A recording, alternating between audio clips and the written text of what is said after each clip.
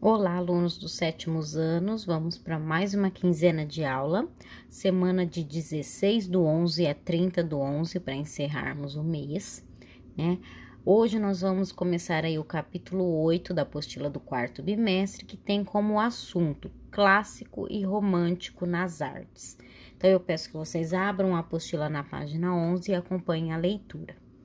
Neste capítulo, vamos estudar importantes movimentos artísticos, cujas obras foram produzidas há mais de 250 anos, o classicismo na música e o neoclassicismo nas artes visuais, e também o romantismo. Na música, de forma geral, o clássico está ligado a obras simétricas, equilibradas. Por isso, ao estudar esse período da história da música, é possível conhecer as chamadas formas clássicas, que são as maneiras como os compositores organizavam os sons e suas composições, procurando um sentido de ordem e clareza. Nas artes visuais, o clássico está ligado principalmente aos referenciais da arte greco-romana, nos quais se encontra um padrão de representação baseado na perfeição da forma humana, no equilíbrio e na simplicidade. Assim, retomaremos os referenciais do período denominado neoclássico, que busca inspiração nas bases de criação da arte grega e evidencia nas pinturas contornos exatos e cautela nas cores e nos ornamentos. Ao lado vocês têm uma obra de Jacques-Louis David, Retrato da Madame Raymond de Verninac, 1798-1799. Está no Museu do Louvre, em Paris, na França. Logo abaixo, na mesma página, vocês têm o espaço de diálogo. Falo mais uma vez para vocês que essa atividade não estaremos realizando por ser um diálogo em sala de aula, ok? Na página 12, vocês encontrarão os objetivos deste capítulo, que são conhecer o classicismo na música, estudar sobre o romantismo, compreender conceitos de orquestra sinfônica e conhecer o neoclassicismo nas artes visuais. Depois vocês têm uma atividade, né? Então, essas atividades estão na página 12 e 13. Falo para vocês que não estaremos realizando, pois a professora Aline e eu selecionamos apenas as atividades que são possíveis vocês estarem realizando em casa, tá bom? Então, as páginas 12 e 13 vocês não estarão realizando a atividade. Agora, na página 14, curiosidade. A música Galop Marquis é uma curta obra composta pelo polonês Frédéric Chopin, em 1846. Essa música para piano solista, isto é, sem acompanhamento de outros instrumentos, teria sido inspirada nos movimentos dos cães Marquis e Dib, da companheira do compositor, a romancista e baronesa de Dudevant Amandine Dupin, cujo pseudônimo era George Sand. Na partitura da música, acima da pauta da parte A, está escrito parte para Marquis, na parte B, parte para Dib. Por isso é que as duas partes têm características tão distintas. Logo abaixo aí da curiosidade, vocês têm a explicação de como essa música foi dividida, né? As duas partes em que ela foi dividida. Vocês podem estar fazendo a leitura em casa, tá bom? Eu não vou estar lendo para vocês, mas vocês podem estar conhecendo como ela foi dividida. Tem também uma pesquisa, vocês não precisam fazer, tá bom? É outra atividade que vocês não irão responder, tá bom? Agora vamos para a página 15, onde o assunto é classicismo na música. Então, nós vamos entrar aí, né, no período classicista. Vamos ver como isso se dá na música, né? Qual a relação desse período com a música. Quando nos referimos à música erudita, muitas vezes a chamamos de música clássica. Porém, o clássico foi apenas um dos períodos da história da música, que teve muita influência no que foi produzido nos períodos seguintes. Isso porque alguns dos grandes compositores da história viveram nesse período e foram responsáveis pelo desenvolvimento de algumas das chamadas formas clássicas, ou seja, modelos de organização da música, assim como a forma ABA, com a qual você já trabalhou neste capítulo. Na história da música, o classicismo compreende o período de 1750 a 1810 e é definido como um momento de equilíbrio e organização musical. Essa organização diz respeito à forma musical e a mais tradicional do período foi a forma ABA, utilizada em composições maiores como os concertos e as sinfonias. Aí explica, né? Os concertos e as sinfonias são formas musicais complexas, formadas por vários movimentos. Isso quer dizer que as ideias musicais do compositor são expostas em 3, 4 ou até 5 trechos musicais separados, mas cada um com a ideia de início, meio e fim. Entre cada movimento há um breve espaço de silêncio, em que não se deve bater palmas. Tanto no concerto quanto na sinfonia, alguns dos movimentos seguem a forma ABA, início, meio e fim. Por isso, essa forma é um dos exemplos de organização musical em vários níveis. O uso das formas musicais tradicionais, além de garantir equilíbrio e organização às obras, adquire um importante papel no momento da execução. Os ouvintes reconhecem com maior facilidade as partes que se repetem ou que se contrastam com o tema inicial. Por isso, a forma musical auxilia na compreensão do que se ouve. Conexões.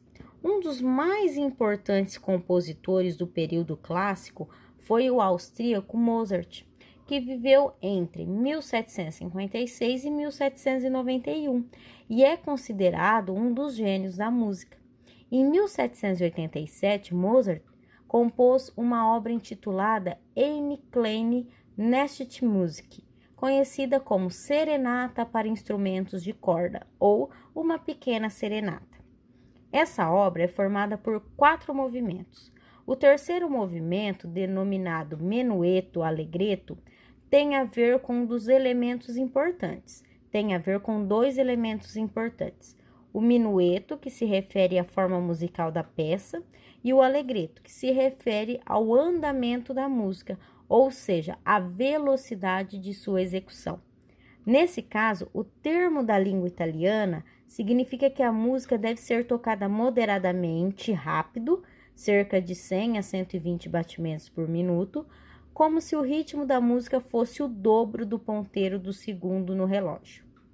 A obra Eine kleine Nachtmusik foi escrita para uma orquestra formada pelos 4 principais instrumentos de corda na orquestra: violino, viola, violoncelo e contrabaixo.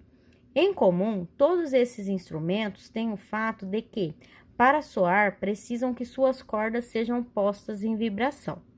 Neles, utiliza-se a fricção de um arco ou beliscar dos dedos, técnica chamada de pizzicato. Na página 16, vocês têm uma pesquisa, também não precisam realizá-la, tá? Agora vamos para a página 17, com o assunto Neoclassicismo, o retorno ao clássico nas artes visuais.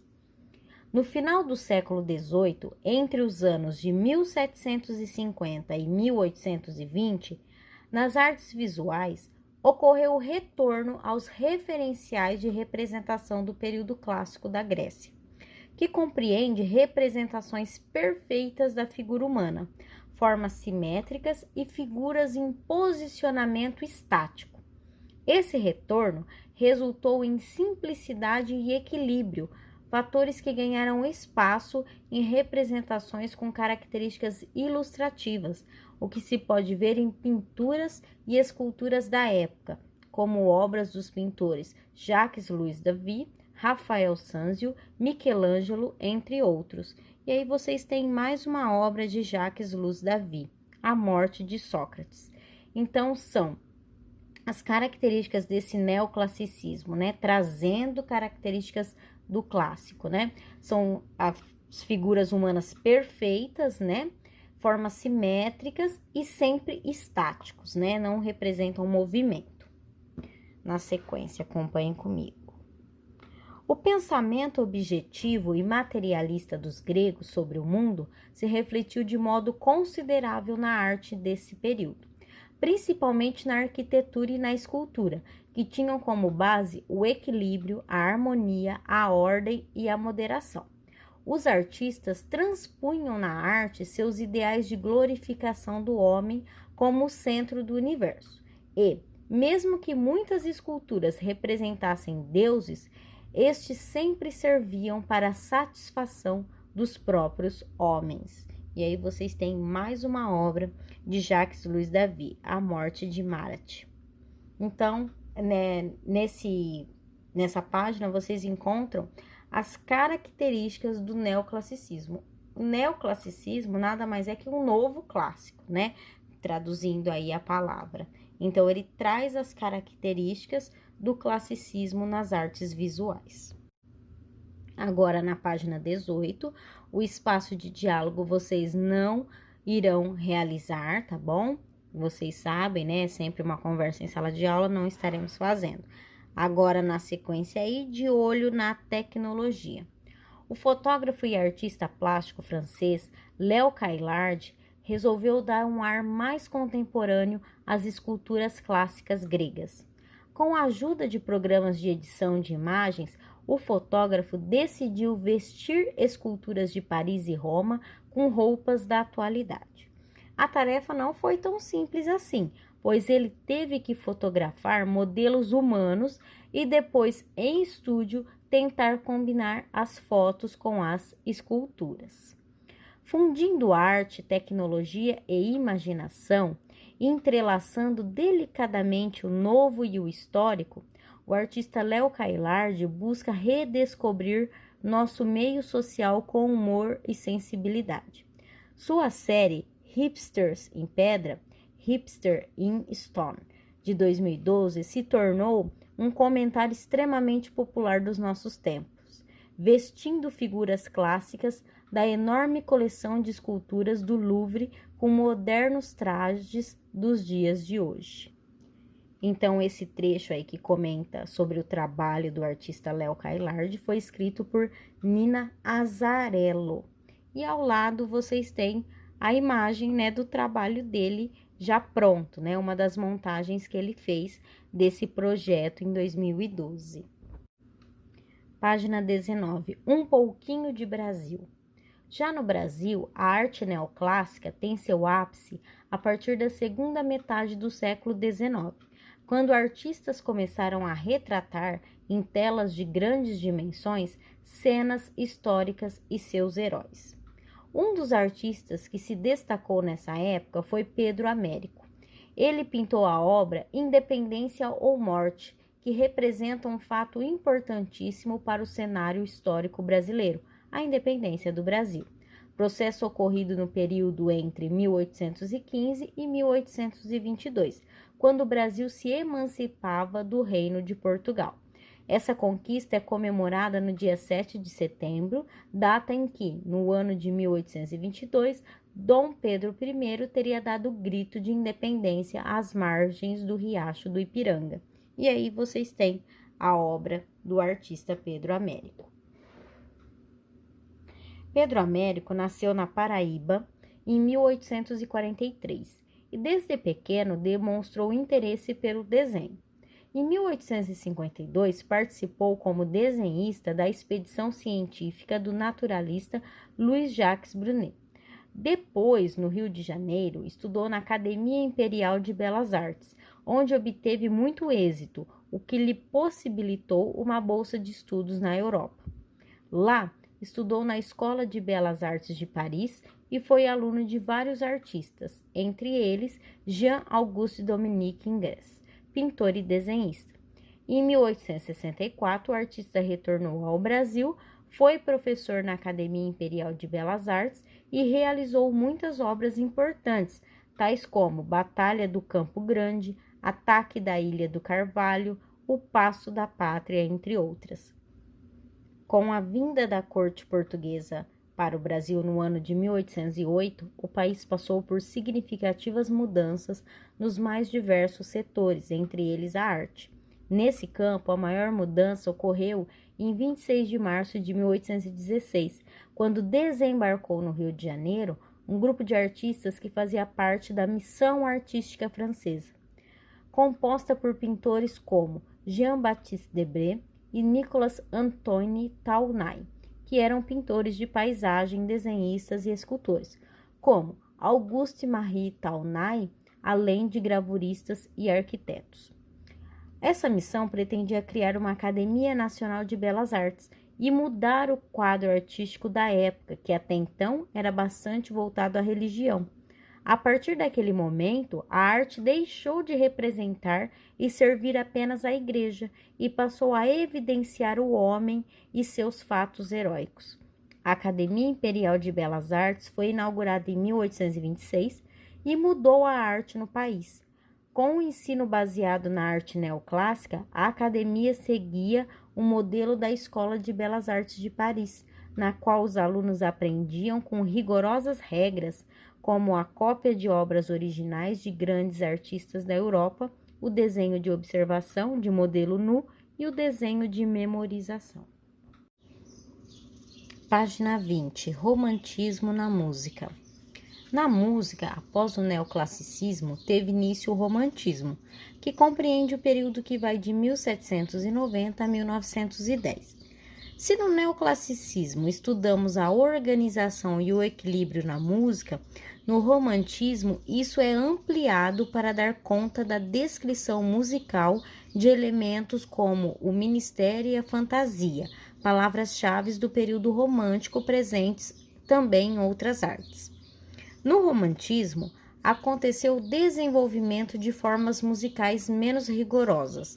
Alguns exemplos são o poema sinfônico, a miniatura expressiva para piano ou mesmo as grandes óperas, que contavam histórias mitológicas ou com conteúdo nacionalista, além do grotesco como temática de produção.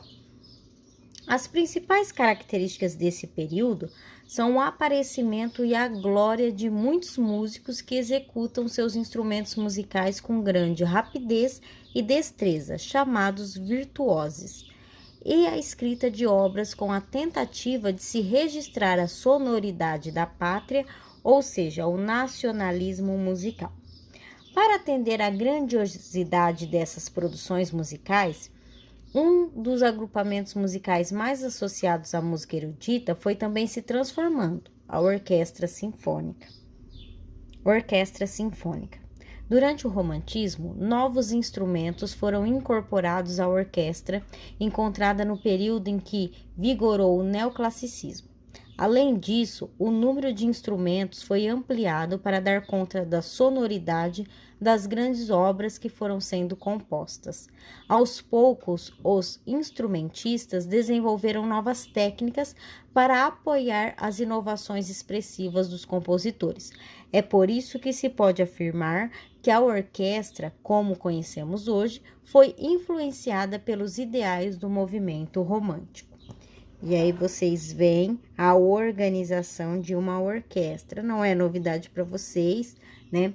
É estudado no 6º ano como que é dividido, né, os instrumentos, perdão.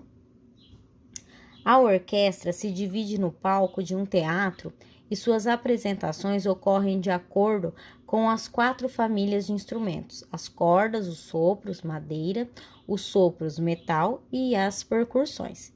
Cada uma das famílias é representada por uma cor. As cordas à frente estão em verde, os sopros de madeira no centro da imagem em vermelho, os sopros de metal nos cantos superiores esquerdo e direito em azul e a percussão ao fundo em amarelo, incluindo o piano. Então tá aí a divisão, né, que ocorreu com esse período aí romantista, ok? Na página 21 tem uma atividade que vocês não irão responder. Página 22, poema sinfônico. Você se lembra de algumas das características da música do período romântico? Uma delas é o fato de a música contar uma história, chamada pelos músicos de música programática. Um exemplo desse tipo de composição é a obra de Bedřich Smetana, um dos mais famosos compositores da República Tcheca, intitulada Má vlast, que significa Minha Terra. Nessa música, os instrumentos utilizados pela orquestra durante a execução da obra produzem diferentes sonoridades para registrar a grandiosidade de um ou outro aspecto da cultura daquele país. Podemos citar, por exemplo, a presença do rio Moldava. Em tcheco se chama Vltava, pronuncia-se Vltava, que banha a cidade de Praga, capital da República Tcheca. A descrição de Smetana é tão específica que é possível ouvir diferentes paisagens pelas quais o rio passa ao longo de sua trajetória. Aí vocês têm uma imagem do rio, né? O rio Vltava nasce nas montanhas, corta a cidade de Praga e tem as margens ligadas pela ponte Carlo. A música trata do rio Vltava, que inicialmente é formado por dois pequenos fios de água, o Vltava frio e Vltava quente, até a unificação dos dois riachos em uma só, tema do rio. O Vltava vai adentrando florestas e prados, passando por paisagens onde um casamento pastoril é celebrado. As sereias dançam sob o luar. Há castelos e palácios instalados sobre as rochas ao lado do rio. O Vltava passa por redemoinhos nas corredeiras de St. John. Então alarga e continua rumo à cidade de Praga. Depois passa pelo castelo e então desaparece magicamente na distância, desaguando no rio Elba. Então, aí é um pouco da história da música, né, do que retrata. Depois vocês têm processos criativos, vocês não estarão realizando essa atividade. Na sequência, romantismo nas artes visuais. O romantismo nas artes visuais foi um movimento que existiu em paralelo ao estilo neoclássico. No romantismo, os artistas procuraram romper com as regras da academia em busca da livre expressão e de uma identidade.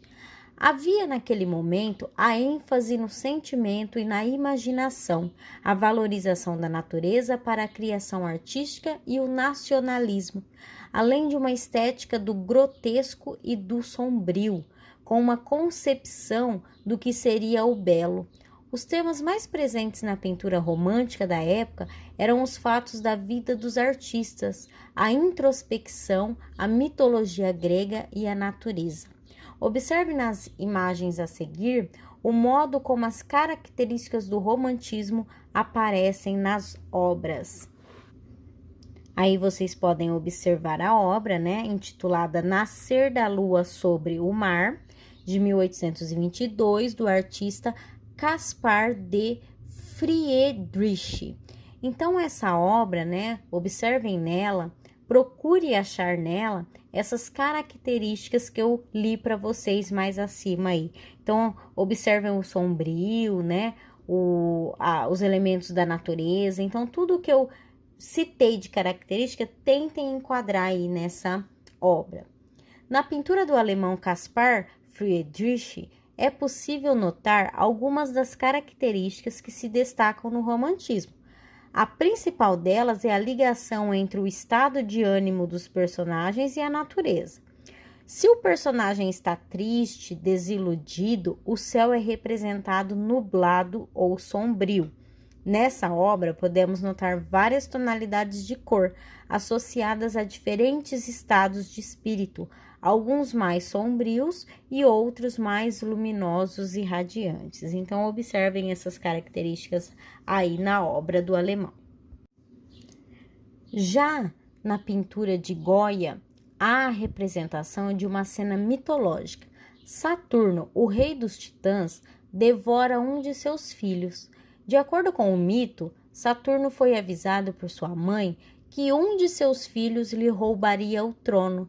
Então, diante da possibilidade de perder todo o seu poder, foi tomado de fúria, devorou seus 12 filhos um a um, não deixando que as novas gerações se desenvolvessem. Nessa obra, Goya representa todo o horror que o mito sugere. Saturno é representado de forma monstruosa, com pinceladas fortes e expressivas, com a intenção de intensificar a cena. Então, né, pensando ainda nas características lidas anteriormente, né, uma coisa sombria, da imaginação, carregada de sentimento, né? Então, tudo está representado nessa obra aí de Goya, intitulada Saturno. Página 25. Romantismo na arte contemporânea. A arte romântica não é vista somente em museus. A obra de Vicky Muniz, a seguir, é um exemplo de como muitos artistas contemporâneos utilizam obras do passado em suas criações atuais. Ao se apropriar da imagem criada por Goya e reproduzi-la, Muniz propõe uma outra leitura do mito de Saturno, relacionando-o à sociedade atual. Então, vocês observam aí que Vicky Muniz, ele se apropriou, né, da imagem de Saturno, do quadro de Goya, e fez uma releitura, uma outra leitura, relacionando a nossa sociedade atual, tá bom?